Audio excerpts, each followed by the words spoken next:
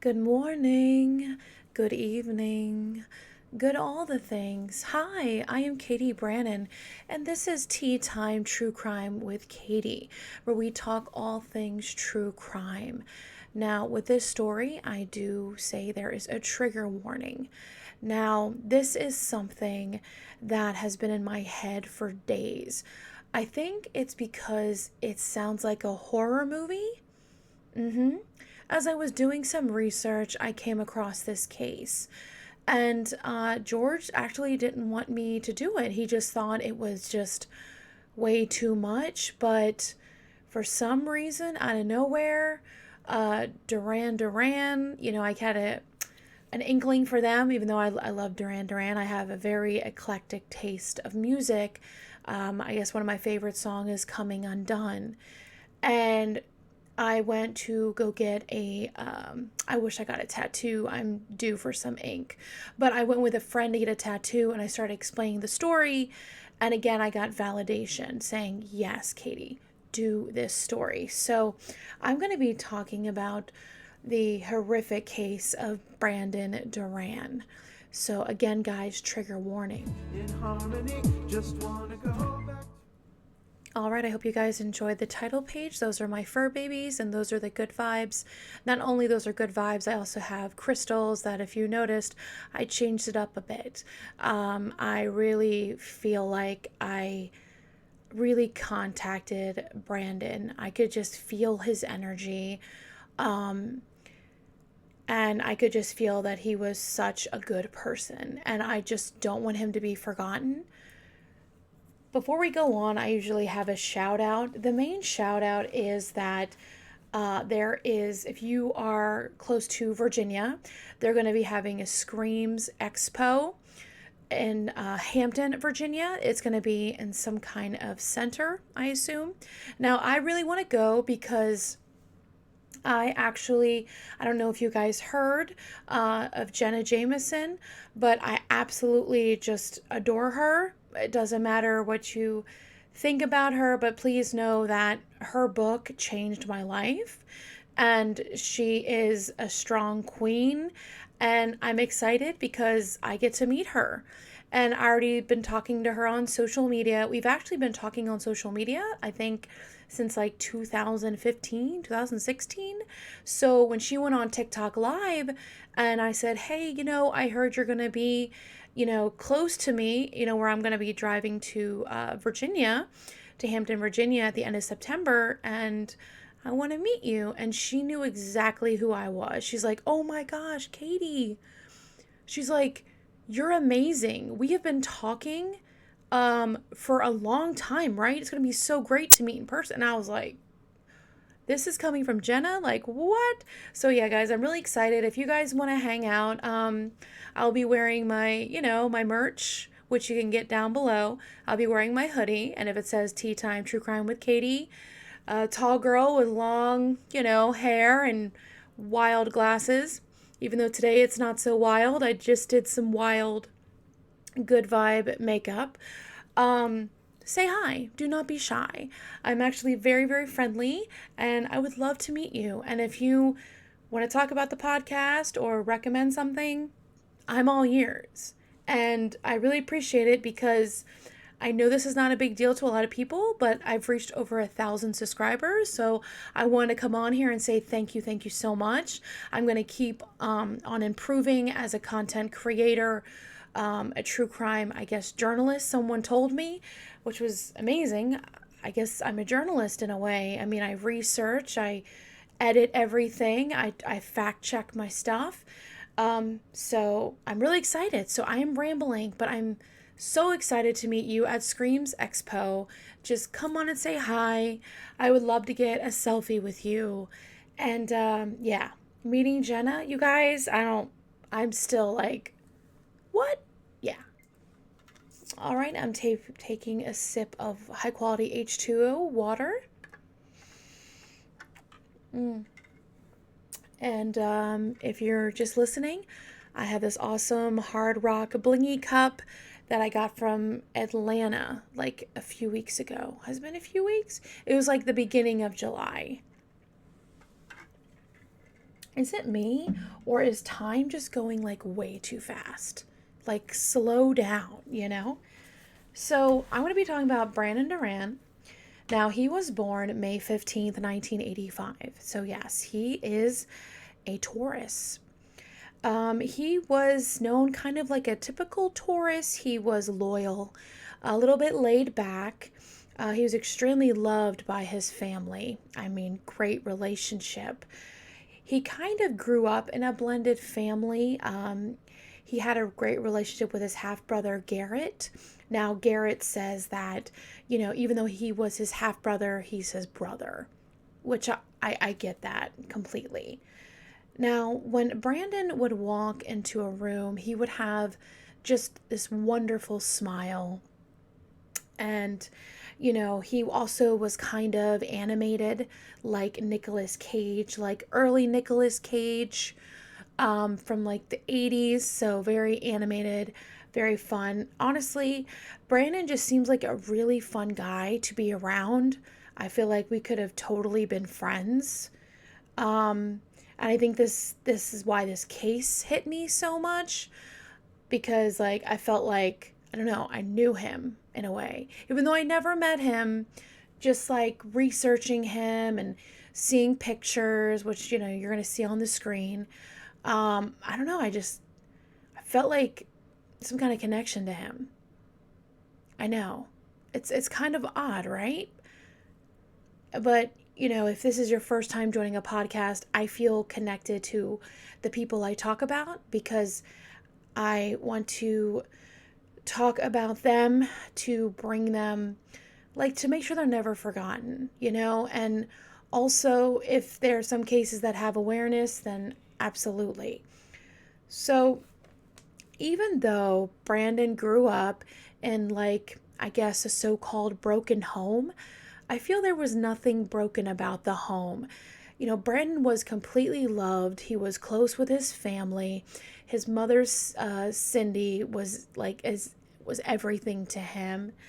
And Brandon, like I said, was just, I don't know, like, people pretty much got along with Brandon. Even though he was a Taurus, he still was kind of a thrill seeker, which I know is kind of like unlike Taurus, but he actually became a snowboarder, and he was close to his father. Now, that he loves snowboarding, you guys, so much that the passion showed. Now, the passion showed so much of snowboarding that he almost went pro. Brands actually wanted to represent him, and he was on his way. In 1998, he was 18 years old when he was going to go pro to become a snowboarder.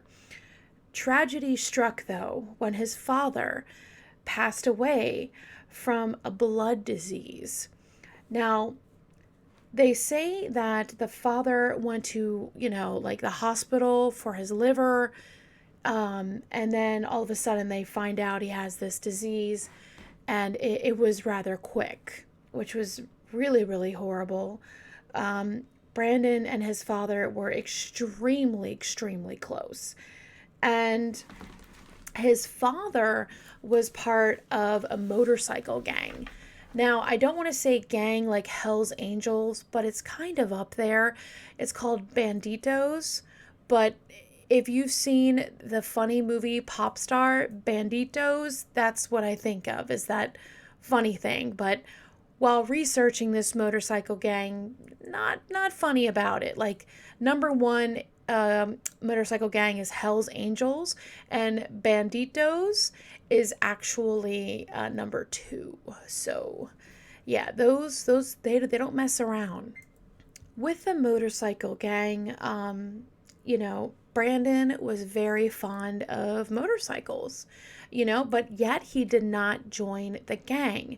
He didn't join the gang, but he was around people with motorcycles because when his father passed, he wanted to be around people who knew and loved his father. So, I mean, that makes sense. And they, like I said, they were so close. Like, Brandon took it extremely hard. I'm sure Garrett took it hard. I'm sure the family took it very hard. But Brandon, it was a whole nother level. Okay, first of all, he's still kind of young, and it's kind of the age where, you know, you get more along with your parents. I mean, even though they got along, when they were younger, you still find some video footage of like Garrett and Brandon fighting, and then like stuff like, sibling stuff. I didn't see anything messed up that the dad did, but as you are a teenager, it's kind of rough. You feel like you know everything, you're invincible. So I'm sure I'm sure he wasn't the best teenager, you know what I'm saying? But that didn't matter because Brandon actually made his father's urn. I know, that is incredibly, incredibly sweet. So he wanted the urn to be with him, but after his father passed away, he became, as you would imagine, very, very depressed, very sad. He actually had to leave California, where he was from. He was from, it's weird, I read San Diego, but snowboarding, I feel like that's in Northern California, you know what I'm saying? So I'm just gonna say California because that's where he was. And then he decided to have a fresh start to go to Las Vegas. Viva Las Vegas, baby. So I know I love Vegas. It's been a while, but so he goes to Vegas. He tries to clear his head because he realizes that snowboarding and all the awesome sports that he did with his dad, he no longer wanted to do them. So, as I said, Brandon went into some kind of depression. Now, on a motorcycle run, when he actually was going to Vegas, he ran into this girl. Okay, this girl would change his life. What is the word, guys? Trajectory?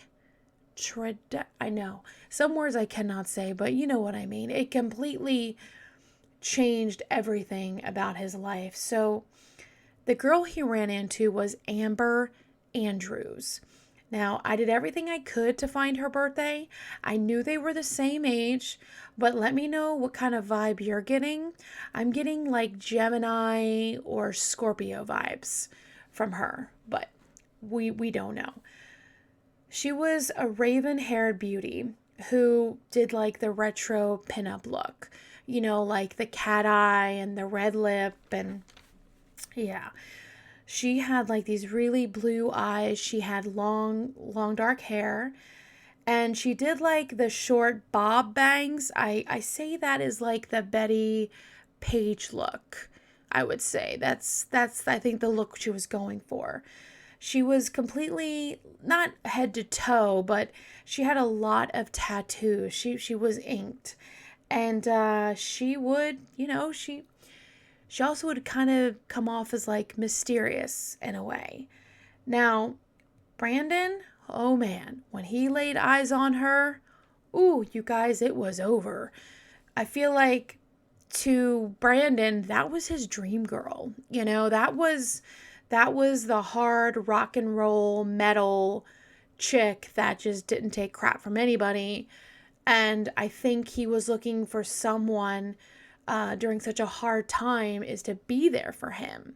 Now, Amber, at this time, I don't know what her motive is, but I don't like her, and I'll go into that, but I really, really don't like her. Holy moly. I know hate is a strong word, and I do not like to use that word, but I really, really dislike her. And I want to know what you guys think, by the end of this podcast, how you feel about Amber Andrews. So quickly, Brandon and Amber, they started dating. It was like this whimsical gothic romance or alternative, whatever label you want to put on these guys.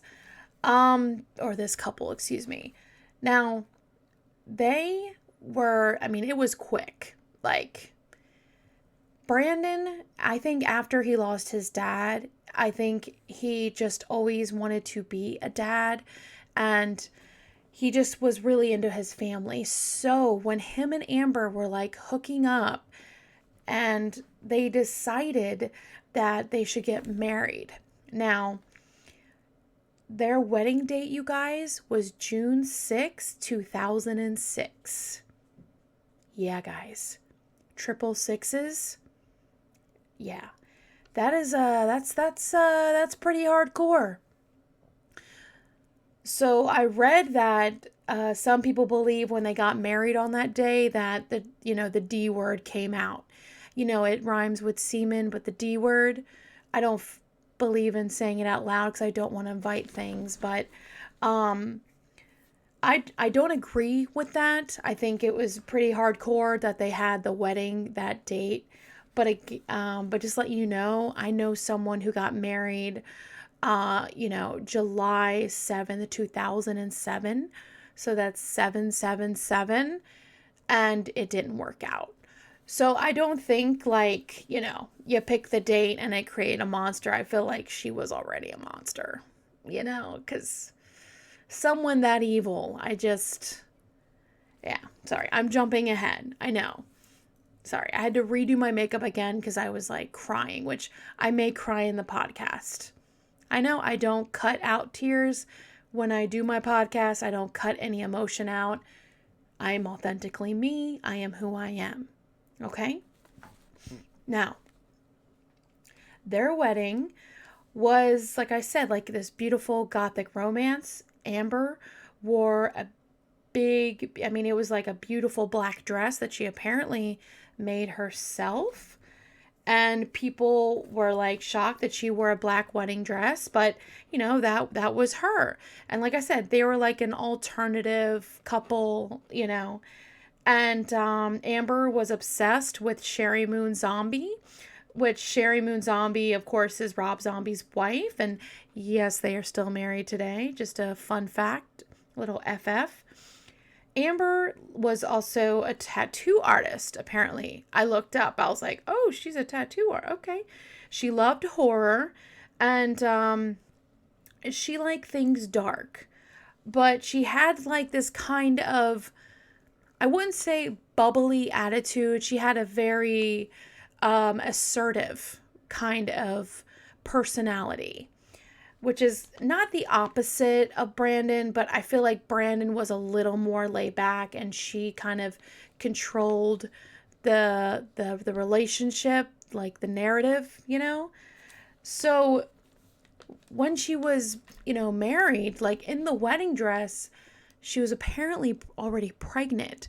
So it may have been just a shotgun wedding. But I feel like I don't think it was for Brandon. I think he really loved her. And he was just taken not only by her beauty, but, it's everything he ever wanted. So they got married in Vegas at the Little White Chapel. Now, Brandon's friends actually came from California to the wedding. And, if you want to watch the episode where there's a lot of footage, it's the show American Monster. American Monster. It is season 6, episode 9. I know. Keep your chuckles to yourself. That's probably why I memorized the episode. Now, when you watch it, it is such a happy day. It is such a happy time. It's all the good vibes, and things started to change. Things definitely started to change. She was quick to anger. And like I said, Brandon was the kind of, even though he was like a motorcycle guy, he had such like, I don't know, just like a sweet face. And I just can't imagine him doing the things that was done to him that Amber did to him. So December 15, 2006, the married couple welcomed Brando. Mark Duran. And, yep, sweet Sagittarius. Amber gave, you can see, like, kind of like her birthing video, and she was pretty hardcore. I'm not gonna lie. She actually wore red lipstick while giving birth. And I didn't, I mean, and we, you see sweat and stuff, but there was no crying or screaming. I mean, she gave birth like a champ, like it was nothing. Um, she even kept like her sense of humor after giving birth to, Brando, which is a really cute name because, Brandon and then Brando. I like it. It's cute. Besides what happened to him, which is absolutely awful, when I said that Amber treated Brandon like, I don't think he would ever treat her that way.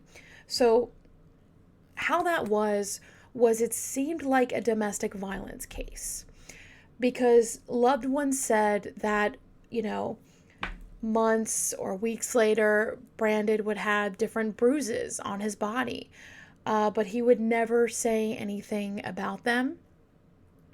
Domestic violence cases is very serious and it can happen between male, female, non-binary, it doesn't matter, person, and it's really really sad because Brandon was the kind of person who would just want to make things right.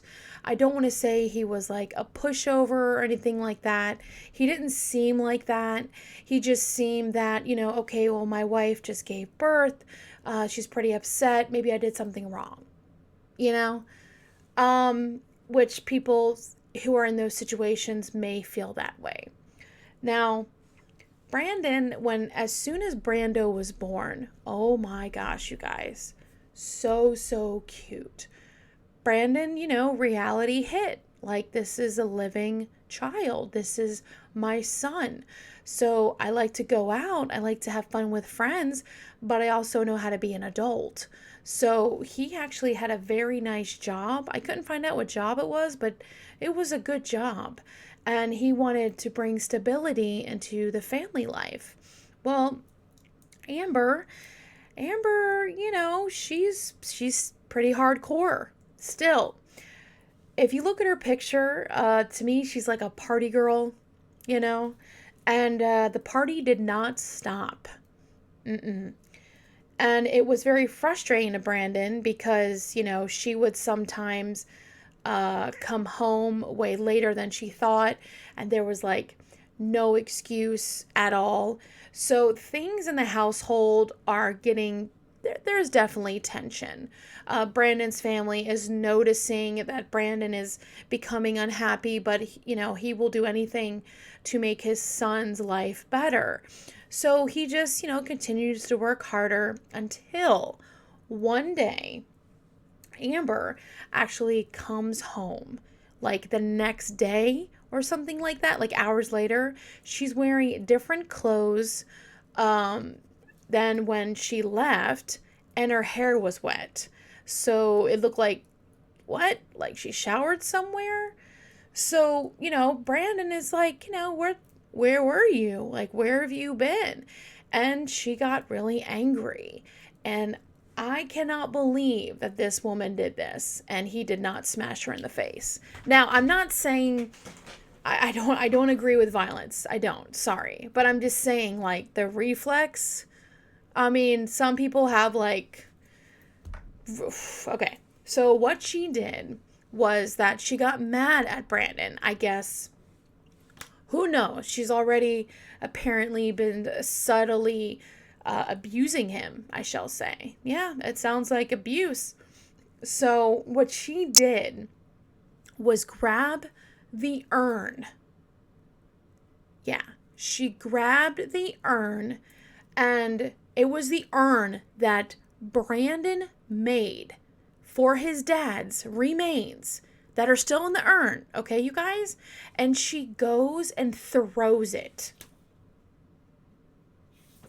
I'm sorry, what? Oh, yeah. So the screaming and yelling was louder and louder. Police were called. It was just a big mess. Now, the urn, you guys, did not break, but even somebody who you love and care about do that. That is just so disgusting and disrespectful. But again, they have a fight and they get back together. Now, Brandon was so upset when she did that. Like, he could not believe that she would do that to him. And do that, to, this father's urn, because she knew how much his father meant to him, and she did that. But, they said like maybe a week later, since the police were called, she would come back and say, "I'm sorry," and he would always forgive her. And, there would always be some kind of an excuse. So like I said, guys, this is some kind of domestic violence situation.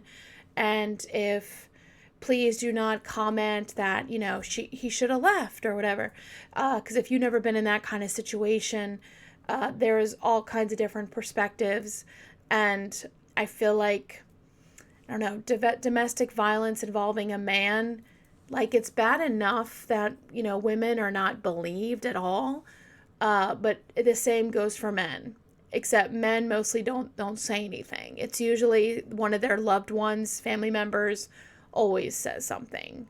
So, yeah. So they got back together. And even though I feel like she clearly cheated on him, I feel like that is suspicious as mess. You know what I'm saying? What do you guys think? I feel like that's a cheater right there. So as you may have guessed, the marriage started to crumble, okay? And the big thing, the straw that broke the camel's back. All right. Now, since the urn thing happened and the fighting happened, they began to split apart. I'm not sure if they were divorced right now, but they began to separate. And they agreed on split custody. Brandon gets 1 week, Amber gets another week, okay? Now, Brandon would bring the child to Amber on time, and he would be with his mom, Cindy. Now, when it was her turn to bring Brando to Brandon, she would either have an excuse or be late. But the final straw, you guys, is when he went to go pick up his son. And he was knocking, and the grandmother was knocking. Nothing was going on. And then I guess they kind of broke inside, or the door was unlocked. I'm not sure, you guys. But they got in the home, they searched everywhere, and Amber was nowhere to be found. Yeah. She kidnapped Brando and brought him to Oklahoma. And it was, Brandon was like, what?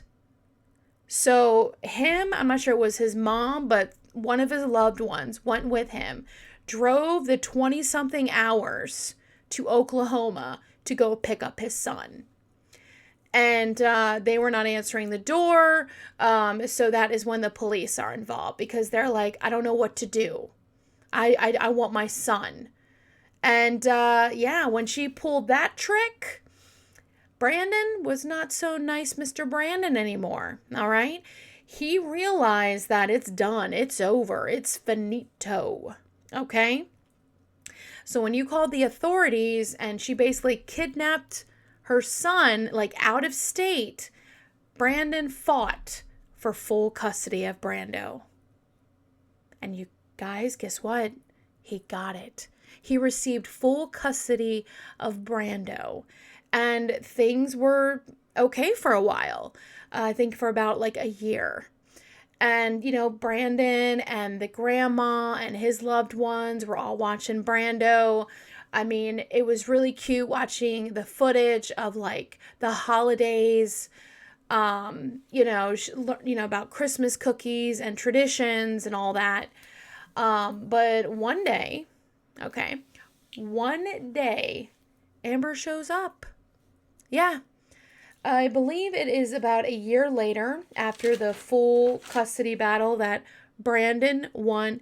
If you have any idea how hard it is for the father to receive custody, bravo, Brandon. Like that means he was stable, he had a stable job, a place to live. Like that is a hell of accomplishment, because usually the mother always receives the child, but not in this case. Yes, Amber shows up. Now, if you're thinking that, oh my gosh, Brandon, wow, he didn't want anybody else, he waited for her and everything like that.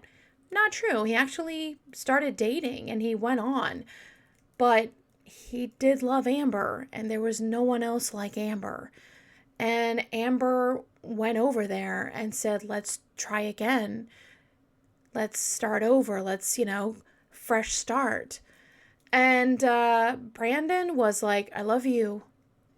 Goes, my son needs his mother, and I'm willing to, start fresh. And you guys, when the family heard about this, they were not happy. They were definitely not happy, because Amber they put their son and his, their loved one through so much crap, like ridiculous amount of crap. But Brandon, hopeless romantic, sweet Brandon, took her back. And he let his mom know what's going on. They were not happy, but he basically was like, I love her and nothing's going to stop us. Which, you got to commend that. That's romantic. But not with her, because she's literally like a horrible, horrible person. I'll get to that. So if you don't like her already, oh man, you're going to not like her at all in a moment. Okay. So the deal was that they want to get back together, right? But she wants to take Brando back to Oklahoma to visit his grandparents, which is her family. And of course, Brandon agrees. So he gets his motorcycle, puts it in the back of the truck, and begins to drive to Oklahoma. Now, I'm not sure, I'm sure they had some stops because you have, a child with you. So I think it took a few days. Now, the family is waiting for Brandon's arrival with Brando, because they're supposed to have this clean start. They're supposed to have a happily ever after. And that's not what happens. That is not what happens at all. The farthest that from anyone's mind happened. Ooh. I'm going to take you to 2012. 2012. Police get a call, and they're saying that I witnessed a disposal of a body. Please, may I have, I'm not sure this was correct verbiage, but basically he wanted immunity because he was going to let them know who it was and all that. So, because he figured, wow, I totally helped dispose of a body. If this comes back, I will be an accomplice and my life is over, which is, facts. So this guy, like I said, called the police and ratted out on one of his best friends. I wouldn't say best friend, but he did work with him for several years, and there was a really big trust there. Not no more. Now, he was saying that this guy, Justin Hammer, he called him and said, hey, I need you to help me dispose of a body. Now, the guy who ratted out on his friend thought he was kidding. You know what I'm saying? It's a joke, saying come on, man, I need you to come over. We're just going to shoot the crap, whatever. No, until the friend saw the buckets and there was blood all over the buckets, filled with cement. That was when the friend was like, oh, hell no. But he was too afraid to actually say something dude, I'm going to tell the authorities. So he actually helped him dispose the body. And the body was actually behind Justin Hammer's house. I'm guessing he did not realize how heavy the buckets of cement would be, because like I said, there was other areas, but he went right behind his house in the pond and disposed of those buckets. And in those buckets, you guys, is Brandon. Yeah. It's Brandon. Now,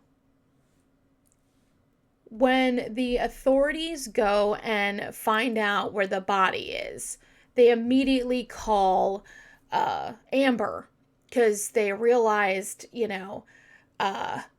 this guy who only could be identified because of his tattoos, okay?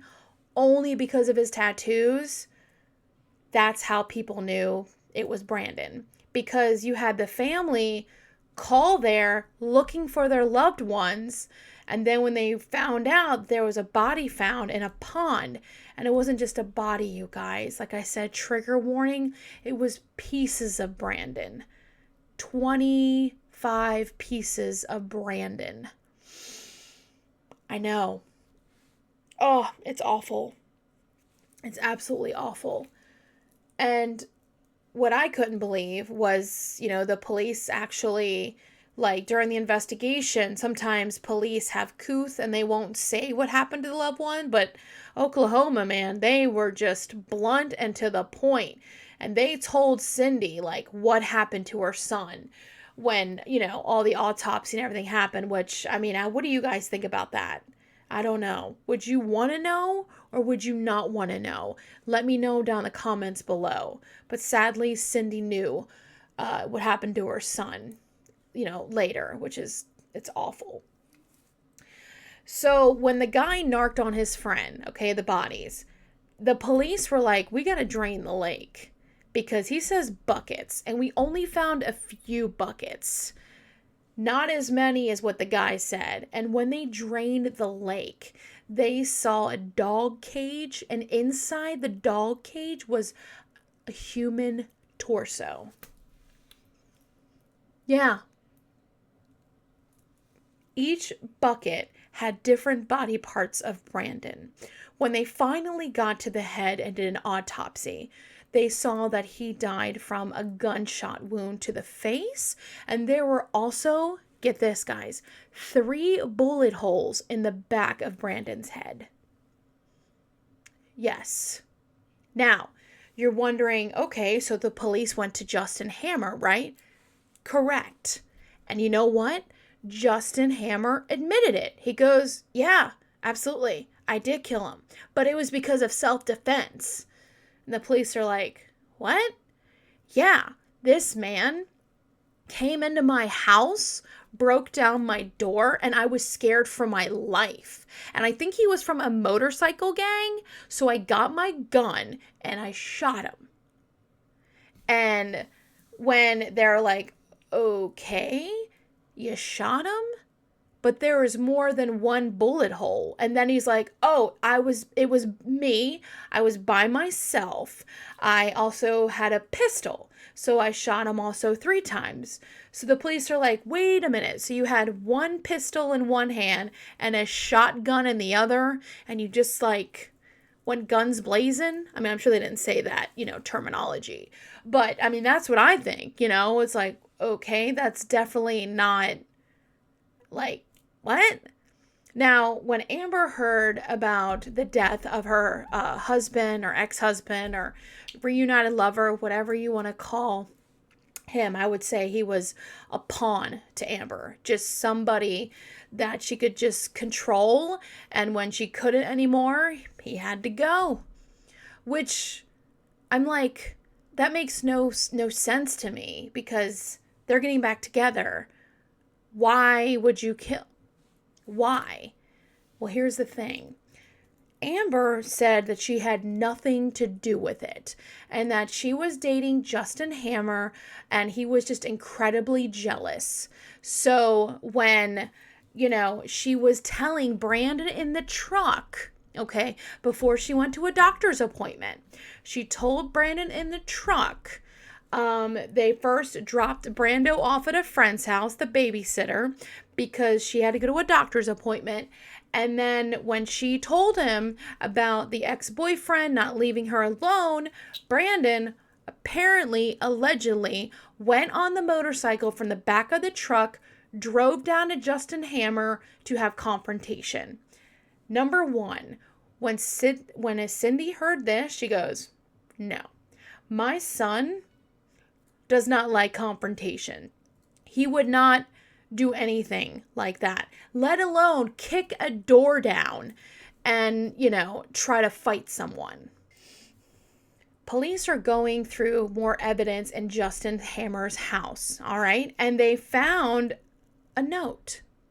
And this note, you guys, had a checklist of things that, according to Justin, it was just for the house. We're going to redo the house. But honestly, it was a checklist of how to dispose a body. Yeah.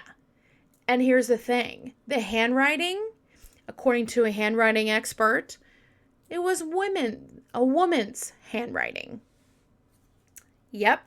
And when they try to figure out, where the heck Amber was, she didn't have an alibi. She did not. In fact, that her phone was turned off. They said maybe 4 to 8 hours. I kept reading different things. One person said 8 hours. The other person said 4 hours. But she left her phone or something like that. It was weird. Like, she dropped off Brandon, but she left her phone. It was weird. And then she came back and was like, oh, my phone. Really? All those hours? Yeah, it just doesn't make sense at all. So Justin Hammer is actually saying that he did it. He did it alone. But Amber's not looking too good, because according to the people around town, Amber and Justin Hammer did not break up. They were still together. And Amber said horrible things about Brandon to other people, saying how much she wanted him to die because of a custody battle, because, he got full custody of Brando, which, again, you disappeared a year out of this child's life and all of a sudden you want to be a mother. But that's here or there. I'm not a mom, so I don't know how mom feels, you know what I'm saying, to a human child. I know there's a difference. But the fact is, she didn't seem like a good mother in the beginning. But again, that could have been postpartum depression. Who knows? I think she was a selfish bitch, which I don't use that word lightly at all, but she was a bitch. Like, for real. Okay? So Brandon was trying to actually, what he was doing was trying to go visit his ex-in-laws and just say, hey, me and Amber, we're going back together. Everything is good. And then we're going to go back to California and have a fresh start. But again, that's not what happened. Now, according to forensic evidence, because you have Amber's lawyer, you guys, that is fighting tooth and nail saying that Amber had nothing to do with this. But the checklist was in her handwriting. Her alibi was total crap. She didn't really have an alibi. And her phone was turned off for many hours. Why? It just doesn't. And then what nailed her was when she said, remember I said that he hopped on the bike to actually go and talk to Justin?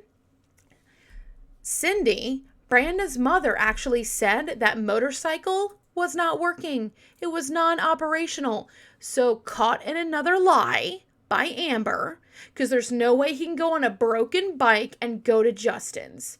So this is what authorities think happened. Amber tells Brandon to go to Justin Hammer's house. I don't know how she got him there. I don't know how she lured him there. I have no idea. That's one thing we do not know.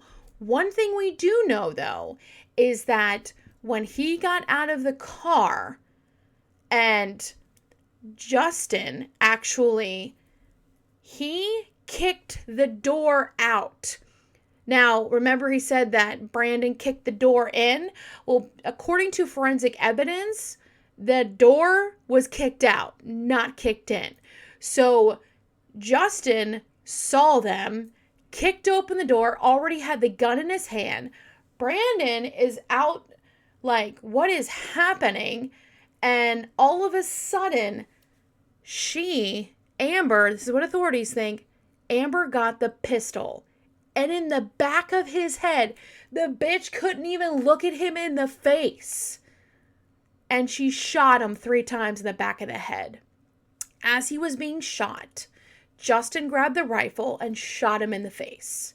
And then they dismembered him. Authorities believe that Amber dismembered the body of Brandon because on the checklist, it was just the night before, everything was bought, like how to dispose a body, like everything. Like they thought they were going to get away with it. But what they didn't count on was the lie of the bike not working. So our alibi, pretty much is crap. And not only that, we don't know why. Maybe Amber had a soul and got sick and had to leave. Who knows? But to dismember a body is a different type of sick. It is a different type of evil. So they dismembered the body, and then the motorcycle was actually torn apart for scrap. Like, that is just like, I can't even wrap my head around that. She knew how much that motorcycle meant to Brandon, but she did not care at all. So they're dismembering him, Justin and Amber. Hours pass by. They get buckets filled with cement, put body parts in it, but she leaves. She dips before the job is done. So what Justin has to do is call this guy and be like, I need your help to dispose a body. But the guy didn't believe it, and he helped with the buckets because he said that he was scared that he was going to be next. And he could not believe it. So if she like screwed herself in so many ways. She found this great guy, had a beautiful baby, had to be a selfish bitch. She had everything she could want. Okay? I don't know. Nothing was ever good enough for her. I don't know. But to kill Brandon like that, I can't imagine that. The betrayal is just too much. Way, way too much. Like, I have different crystals here, guys. As you can see, I just needed really strong energy. It's probably why I'm, like, holding back tears, which I usually don't. But I'm just like, I don't know. These crystals are strong, okay? It's really sad because, like I said, Amber still says that she had nothing to do with it. Well, think you did. In fact, I think she planned the whole thing. She did plan the whole thing. It's definitely premeditated. And thank goodness Oklahoma agreed. And she actually received life in prison, and she actually received an extra 10 years for a desecration of a body. And Justin is done too. Now, what's really like messed up is even though Brando was born in California, because his mom was in Oklahoma and this happened and his dad passed away in Oklahoma, the family of Brandon's, it took them quite a while to receive the custody of the grandson. Yeah. It was a nightmare. I can't imagine going back and forth, flying. I mean, I was thinking grandma just take him, like that is the only part of Brandon that she has left. No. Yeah, that is just, sorry. I thought I was going to be okay. That is just so cruel.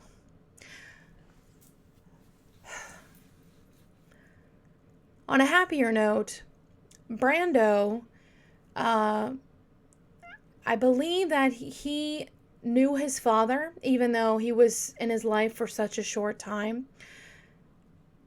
Brandon's family does not stop talking about Brandon. They make sure that their grandson knows how much his father absolutely adored him and loved him. And, to make sure Brando is always loved. And it's really sad that, he knows that his mother did that to his father. I can't imagine. So he's like a teenager now. Brando's probably a teenager. He's probably on TikTok, you know? And he may come to my actual podcast. And if you're watching, Brando, I am so, so sorry for your loss. I don't know why horrific things happen, but please know I'm doing your father's story because I don't know, I just felt something with him. I felt like he was a really great guy and he needs to be remembered, and that, Amber needs to stay and rot in jail. Yeah. It's like a horror movie, man. I'm so sorry. I send positive energy to the loved ones involved in this case. I really appreciate you guys listening. Thank you. Thank you for listening or watching. I appreciate you. I'm so sorry, Brando. I'm so sorry to Brandon's loved ones. I mean, even Amber's loved ones, because Brandon was very well liked. I mean, people loved him. They said he was like a Charlie Hunnam from like Sons of Anarchy, I don't know. I just get like this cool vibe from him, like a laid back tourist vibe. But yeah, let me know what you guys think about the story.